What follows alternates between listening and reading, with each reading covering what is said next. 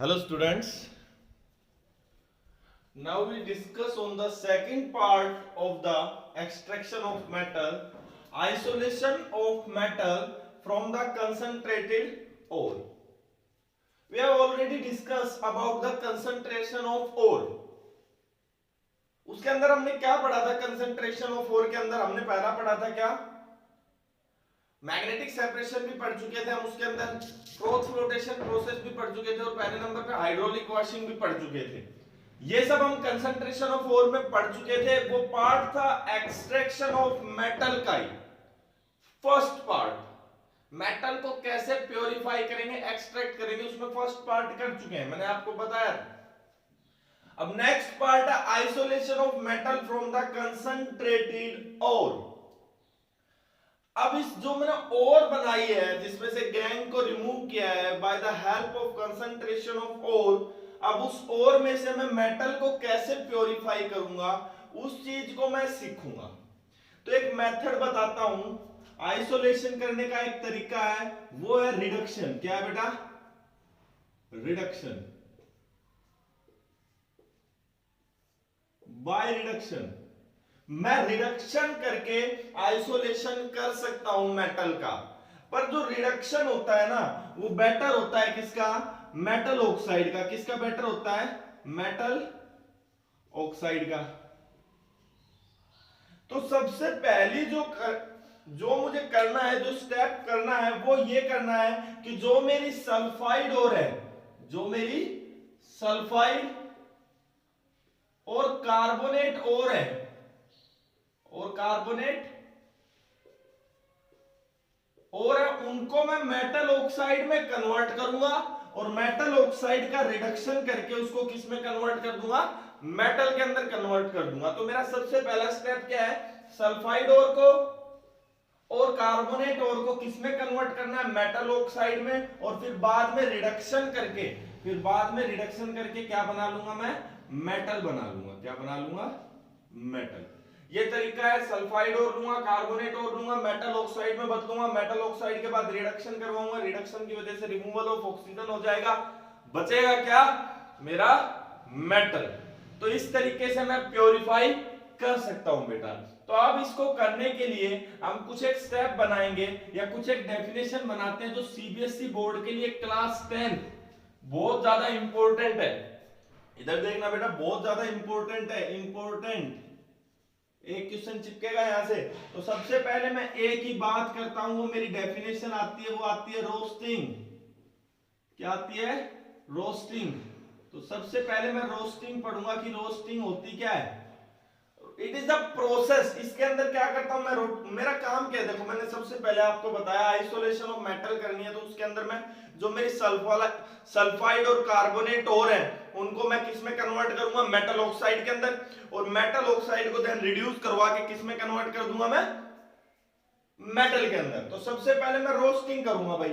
Roasting के अंदर क्या करता हूं मैं? जो सल्फाइड और लेता हूं, क्या लेता हूं? सल्फाइड और लेता हूं। याद रखना रोस्टिंग के अंदर सल्फाइड और लेता हूं, ऑक्सीजन की प्रेजेंस में उसकी स्ट्रांगली हीटिंग करवाता हूं, हीट करवाता हूं उसको। ऑक्सीजन की प्रेजेंस में क्या करवाता हूं? हीट करवाता हूं। और जब ऑक्सीजन की प्रेजेंस में हीट करवाता हूं तो ये बना देता है जिंक ऑक्साइड। क्या बना देता है? जिंक ऑक्साइड प्लस बाहर क्या निकल जाती है बेटा? Sulphur dioxide. ये सल्फर और ये ऑक्सीजन कहां निकल गया? बाहर निकल गया। बाहर निकल गई सल्फर डाइऑक्साइड। बैलेंस कर सकते हो, यहां पर ऑक्सीजन 2 है, यहां पर ऑक्सीजन 2, यहां पर ऑक्सीजन कितने? 3। इसको 2 से मल्टीप्लाई कर दो, इसको भी 2 से। ऑक्सीजन कितने हो गए? 4। पर जिंक 1 है, यहां पर जिंक 2 है, इसको 2 से मल्टीप्लाई कर दो। इक्वेशन बैलेंस है। यहां पर बैलेंसिंग इतने मायने नहीं रख रही, मायने रख रही है कि रोस्टिंग प्रोसेस क्या होती है। तो रोस्टिंग प्रोसेस होती है, it is the process of strongly heating of sulfide ore, in the presence of oxygen. तो मुझे क्या मिल जाएगा? मेटल ऑक्साइड मिल जाएगा। अब बेटा मैं क्या करूंगा, अब ये जो मुझे मेटल ऑक्साइड मिला है, जिंक ऑक्साइड मिला है, जिंक ऑक्साइड जो मिला है मुझे, मैं इस जिंक ऑक्साइड का रिडक्शन करवा दूंगा। क्या करवा दूंगा? इस जिंक ऑक्साइड का रिडक्शन। मैंने जिंक ऑक्साइड दिया और इसकी क्या करवा दी? हीटिंग करवा दी। क्या करवा दी? हीटिंग करवा दी। जिंक ऑक्साइड का रिडक्शन करवा दिया। क्या बन जाएगा मेरे पास? जिंक अलग हो जाएगा प्लस ऑक्सीजन अलग। तो ये थी रिडक्शन की बात। तो रिडक्शन मुझे बाद में समझना है, पहले मुझे ये समझना है कि रोस्टिंग प्रोसेस क्या हुई। It is the process of strongly heating of sulphide ore, ना कि कार्बोनेट ओर। तो मुझे क्या मिलेगा? मेटल ऑक्साइड मिलेगा। इस प्रोसेस को बोलते हैं रोस्टिंग। इंपॉर्टेंट है बेटा। उसके बाद नेक्स्ट मैं बात करता हूं, नेक्स्ट आता है मेरे पास कैल्सिनेशन।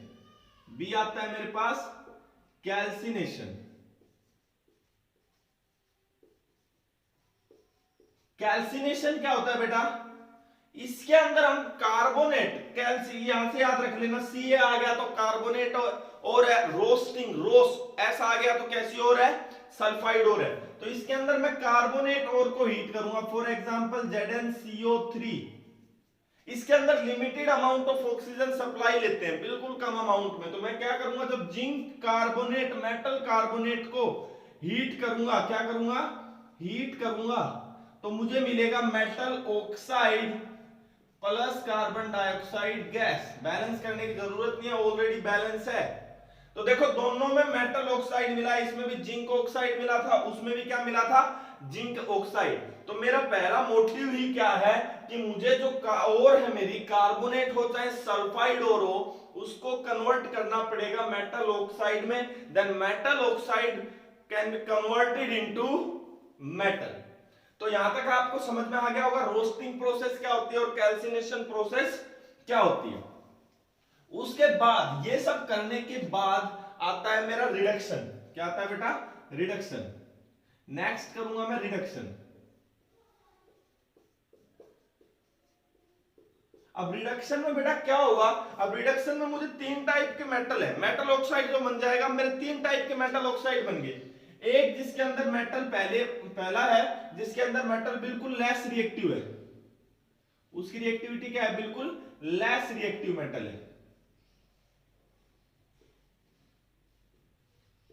बिल्कुल जो लेस रिएक्टिव मेटल होता है ना बेटा, उसका रिडक्शन हम खाली बाय हीटिंग कर सकते हैं। बाय हीटिंग उसका रिडक्शन कर सकते हैं, बाय हीटिंग। अगर लेस रिएक्टिव मेटल है तो हम उसका बाय हीटिंग रिडक्शन कर सकते हैं।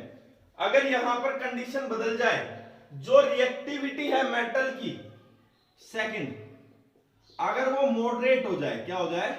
मॉडरेट, ना ज्यादा रिएक्टिव ना कम रिएक्टिव, तो ऐसी कंडीशन में हीटिंग के साथ साथ बाय एडिंग सुटेबल रिएजेंट भी डालना पड़ेगा। By adding suitable reagent, suitable reagent, हमें कोई रिएजेंट भी डालना पड़ेगा बेटा उसका रिडक्शन करवा के मेटल के अंदर बदलने के लिए। अगर मान लो मेरा जो मेटल है वो बहुत ज्यादा हाईली रिएक्टिव है, कैसा है? बिल्कुल हाईली रिएक्टिव है, तो इस केस में मैं क्या करूंगा? इस केस में मैं जब रिडक्शन करवाऊंगा ना, वो करवाऊंगा by catalytic reduction. By catalytic reduction, by catalytic reduction. तो ये रिडक्शन करवा के मैं क्या बना लूंगा बेटा? मेटल बना लूंगा। तो आई होप यहां तक आपको समझ में आया होगा, ज्यादा बात को खींचा नहीं है। फिर से एक बार रिवाइज करवा देता हूं बेटा। अगर मेरा जो नेक्स्ट स्टेप है एक्सट्रैक्शन ऑफ मेटल का कंसंट्रेशन ऑफ ओर के बाद, वो है isolation of metal from the concentrated ore. जो मैं ओर बना के लाया हूं उसमें से गैंग रिमूव करके फर्स्ट स्टेप के अंदर उस ओर के अंदर से मुझे मेटल निकालना है। तो मेटल निकालने के लिए सबसे पहले मुझे 2 प्रोसेस करनी पड़ती है। अगर मेरे पास दी गई ओर सल्फाइड ओर है, जैसे कि मेरा प्रोथ फ्लोटेशन प्रोसेस था, उसमें मैं सल्फाइड ओर को ही क्या करता था? प्योरीफाई करता था, गैंग रिमूव करता था। तो अगर ओर सल्फाइड ओर है तो हम करेंगे रोस्टिंग। अब रोस्टिंग के अंदर जब आप उसको हीट करोगे, उस सल्फाइड ओर को हीट करोगे, तो उसमें से क्या होगा? मेटल ऑक्साइड अलग निकल जाएगा ऑक्सीजन की प्रेजेंस में, और प्लस सल्फर डाइऑक्साइड अलग निकल जाएगा। उस मेटल ऑक्साइड को, फॉर एग्जांपल ZnO बना था, उसका रिडक्शन करवा के उसमें से मेटल अलग कर लेंगे, ऑक्सीजन को अलग कर देंगे। ठीक है भाई। अगर बाई चांस वो और है आपके पास कार्बोनेट और, अगर वो और कार्बोनेट और है तो आप उस केस में करोगे कैल्सिनेशन प्रोसेस। दोनों ही इंपॉर्टेंट है। कैल्सिनेशन में भी वही है, स्ट्रांगली हीटिंग करते हैं कार्बोनेट और की, पर लिमिटेड सप्लाई ऑफ ऑक्सीजन होती है। अब जो उससे मुझे मिलेगा वो क्या मिलेगा, metal oxide plus carbon dioxide gas.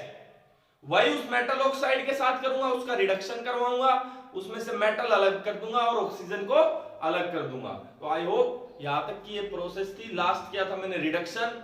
Reduction पे क्या होता है बेटा, रिडक्शन डिपेंड करता है मेटल की रिएक्टिविटी पे। एक तो मेटल ऐसा है जो पड़ा है, ज्यादा रिएक्टिव है ही नहीं, उसको तो खाली हीट करके उसमें से ऑक्सीजन रिमूव कर सकता हूं। एक थोड़ा सा बीच का है, रिएक्टिव है, रिएक्शन करेगा, उसमें कोई सुटेबल रिएजेंट डाल के उसको सेपरेट कर सकता हूं। करवाऊंगा नेक्स्ट लेक्चर में, सारे के सारे तीनों प्रोसेस करवाऊंगा। थर्ड केस में अगर उसकी रिएक्टिविटी बहुत ज्यादा हाई है तो ऐसे केस के अंदर हम by catalytic reduction, by catalytic electrolytic reduction हम उसको मेटल को प्योरीफाई कर सकते हैं। तो आई होप यहां तक आपको समझ में आ गया होगा। अगर कोई प्रॉब्लम फिर भी आती है तो आप कमेंट सेक्शन में डाल सकते हैं, मैं रिप्लाई जरूर करूंगा। थैंक यू स्टूडेंट्स, मिलते हैं नेक्स्ट लेक्चर में।